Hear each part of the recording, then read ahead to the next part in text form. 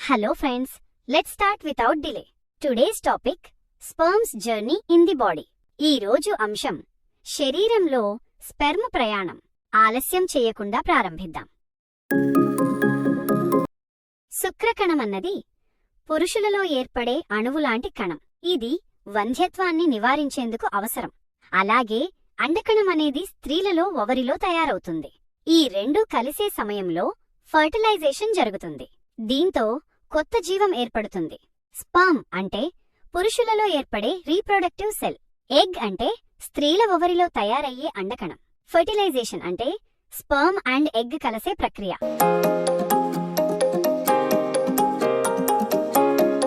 Parts of the sperm. శుక్రకణంకి 3 ముఖ్యమైన భాగాలు ఉంటాయి. స్పెర్మ్ చిన్నదైనా ఇది జీవజననానికి చాలా శక్తివంతమైన కణం. హెడ్ తల. శుక్రకణంలో తలభాగం చాలా ముఖ్యమైనది. ఇందులో న్యూక్లియస్ ఉంటుంది. ఇది తండ్రి జీన్స్ ను తీసుకెళ్తుంది. తలపై అక్రోసోమ్ అనే కవర్ ఉంటుంది. అది అండకణంపై పొరను ఛేదించేందుకు సహాయపడుతుంది. ఇదే ఫర్టిలైజేషన్ కు మొదటి మెట్టు. మిడ్ పీస్ మధ్య భాగం. మిడ్ పీస్ అనేది శుక్రకణంలో శక్తి కేంద్రం. ఇక్కడ మైటోకాండ్రియా అనే కణాంగాలు ఉంటాయి. ఇవే స్పర్మ్ కి ఎనర్జీనిస్తాయి. ఇవి ఫుడ్ ని ఎనర్జీగా మార్చి టెయిల్ ని నడిపిస్తాయి. Without mid piece sperm move అవ్వదు. So mid piece is like the powerhouse of the sperm cell. Tail తోక. శుక్రకణంలో తోక భాగాన్ని టెయిల్ అంటారు. ఇది చాలా పొడవుగా ఉండి మూమెంట్ కోసం ఉపయోగపడుతుంది. టెయిల్ వల్లే శుక్రకణం అండకణం వైపు ఈదుతూ వెళ్లగలుగుతుంది. ఇది స్పెర్మ్ కి స్పీడ్ మరియు దిశను ఇస్తుంది. ఇది లేకపోతే ఫర్టిలైజేషన్ జరగదు.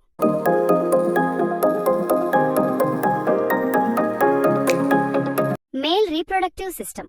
పురుషుల జనన వ్యవస్థలో ముఖ్యమైన భాగాలు. వృషణాలు, టెస్టిస్, ఇవి శుక్రకణాలను ఉత్పత్తి చేస్తాయి. వాస్ డెఫరెన్స్, స్పెర్మ్ను రవాణా చేసే నాళం. సెమినల్ వెసికల్స్ అండ్ ప్రోస్టేట్ గ్రంథి, వీటి ద్వారా ద్రవ పదార్థం వస్తుంది. ఇవి కలిపి వీర్యం తయారవుతుంది. చివరిగా యురేత్రా ద్వారా ఇది బయటికి వస్తుంది. ఇది జననానికి అవసరమైన నిర్మాణం. Causes of decreasing sperm count. Sperm count తగ్గడానికి అనేక కారణాలు ఉంటాయి. మనమిప్పుడు వాటి గురించి తెలుసుకుందాం. స్పెర్మ్ క్వాలిటీ తగ్గడానికి కొన్ని జీవనశైలి కారణాలు ఉంటాయి.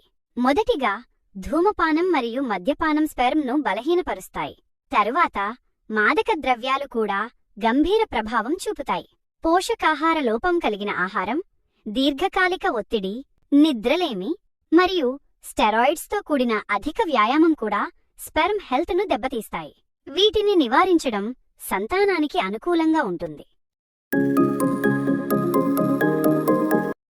Sperm production process. శుక్రకణం ఉత్పత్తి ప్రక్రియ. స్పెర్మాటోజెనిసిస్. స్పెర్మ్ ఉత్పత్తి ప్రక్రియను స్పెర్మాటోజెనిసిస్ అంటారు. ఇది వృద్ధి, పరిపక్వత దశల్లో జరుగుతుంది. టెస్టిస్లో జర్మ్ సెల్స్ నుంచి మెచ్యూర్ స్పర్మ్ గా మారుతుంది. గోల్గి అపారటస్ అనేది సెల్లోని ముఖ్యమైన ఆర్గనెల్. ఇది ప్రోటీన్స్ మరియు లిపిడ్స్ ను మార్చి ప్యాక్ చేసి సెల్లో సరైన చోటుకు పంపుతుంది. ఎండోప్లాస్మిక్ రెటిక్యులం తయారు చేసిన పదార్థాలను తీసుకుని వాటిని ప్రాసెస్ చేసి వెసికల్స్ రూపంలో బయటకు పంపుతుంది. ఇది సెల్ యొక్క ప్యాకేజింగ్ అండ్ షిప్పింగ్ సెంటర్ లాగా పనిచేస్తుంది. గోల్గి లేకపోతే సెల్లో పదార్థాల రవాణా చక్కగా జరగదు. మియోసిస్. మియోసిస్ అనేది సెల్ డివిజన్ యొక్క ప్రత్యేకమైన రూపం. ఇది గ్యామిట్స్ తయారీకి అవసరం. దీనిలో 2 దశలుంటాయి, మియోసిస్ 1 మరియు మియోసిస్ 2. మియోసిస్ 1లో హోమోలాగస్ క్రోమోజోమ్స్ వేరవుతాయి. మియోసిస్ 2లో సిస్టర్ క్రోమాటిడ్స్ వేరవుతాయి. దీని ఫలితంగా ఒక డిప్లాయిడ్ సెల్ నుంచి 4 హ్యాప్లాయిడ్ గ్యామిట్స్ తయారవుతాయి.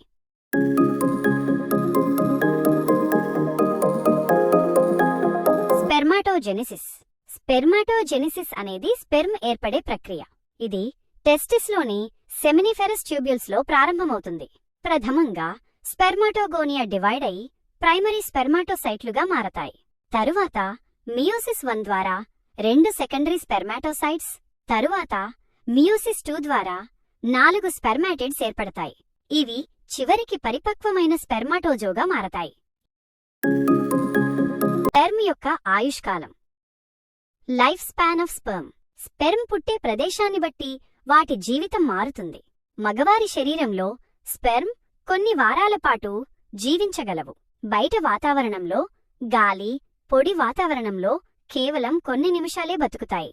ఆడవారి శరీరంలో అనుకూల పరిస్థితుల్లో, ముఖ్యంగా ఫెర్టైల్ మ్యూకస్లో అయితే 5 రోజుల వరకు బతికి ఉండగలవు.